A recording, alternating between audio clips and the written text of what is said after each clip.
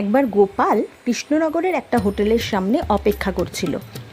কেন অপেক্ষা করছিল না, তার এক বন্ধু তাকে বলেছিল সেই হোটেলের সামনেই দাঁড়াতে, তার সাথে দেখা করতে আসবে। অনেকক্ষণ ধরে দাঁড়িয়ে আছে। সেই হোটেলের মালিক এটা লক্ষ্য করছিলেন। হোটেলের মালিক ছিলেন ভীষণ রসিকতাপ্রবণ।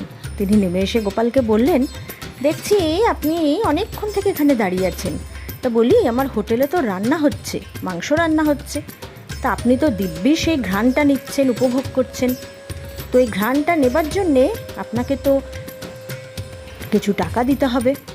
গোপাল তো অবাক, বললে, আমি এখানে অপেক্ষা করছি রাস্তার ওপরে, আমি আপনার খাবারের ঘ্রাণ নিচ্ছি বলে টাকা দিতে হবে? হ্যাঁ নিশ্চয়ই, মাংসের ওই প্লেটটার দাম 8 আনা, আপনাকে 4 আনা দিলেই হবে। শুনেছেন তো, গন্ধে অর্ধেক ভোজন, সেই হিসেবে। গোপাল এবার ঘুরে দাঁড়ালো, পকেট থেকে একটা আধুলি বার করে হাতের আঙুলের সাহায্যে টুং করে একটা শব্দ করলো, টস করার মতন, তারপরে পকেটে ঢুকিয়ে নিল। মালিক বলল, কই দিলেন না যে?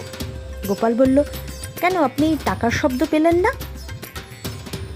তো ঘ্রাণে যখন অর্ধেক ভোজন, শ্রবণেও অর্ধেক টাকা প্রদান। মালিক তো হেসেই পাগল। গোপালের এহেন বুদ্ধিতে তারিফ না করে পারলেন না।